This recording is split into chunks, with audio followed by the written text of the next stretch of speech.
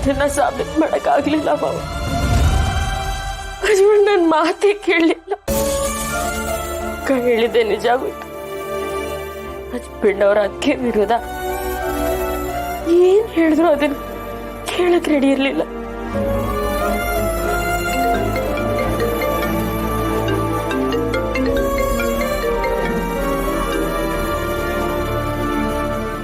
ಏನಾಯ್ತು ದೀಪಾ? ನೀನ್ ಅನ್ಕೊಂಡಂಗೆ ಚಿರು ಅದಕ್ಕೆ ಬಗ್ಗೆ ಚಿರುಗ್ ಹೇಳ್ದ? ಹೇಳ್ದೆ ಅಕ್ಕ.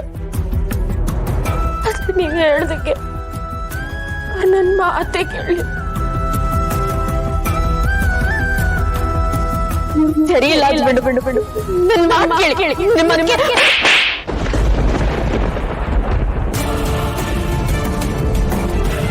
ಸಾಕ್ಷಿ ಇಲ್ದೆ ಚಿರು ಅದಕ್ಕೆ ಬಗ್ಗೆ ಏನು ಹೇಳಕ್ ಹೋಗ್ಬೇಡ ಅಂತ ಹೇಳ್ದೆ ನಾನು. ಇವಾಗ ನೋಡಿದ್ಯಾ ಏನಾಯ್ತು ಅಂತ?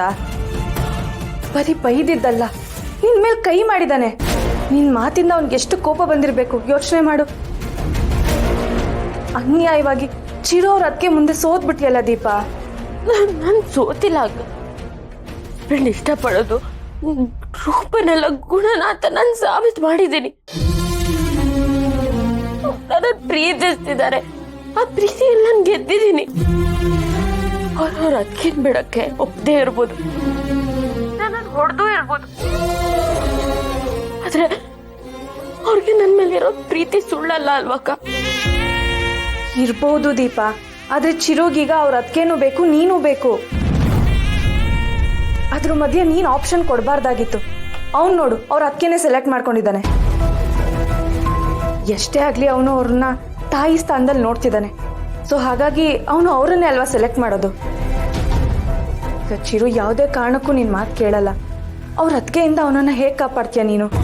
ನಾನು ಮನೆಯಲ್ಲಿ ಅಜ್ಮನ್ ಜೊತೆ ಇಲ್ಲದೆ ಹೋದ್ರೆ ನನ್ನ ಕೈ ಏನು ಮಾಡಕ್ಕಾಗಲ್ಲ ಅಕ್ಕ. ಅಲ್ಲಿ ಬರೋ ಪರಿಸ್ಥಿತಿಯಲ್ಲೂ ನಾನಿಲ್ಲ. ಎಲ್ಲ ದಾರಿ ಬಂದಾಗಿದೆ ಅಕ್ಕ.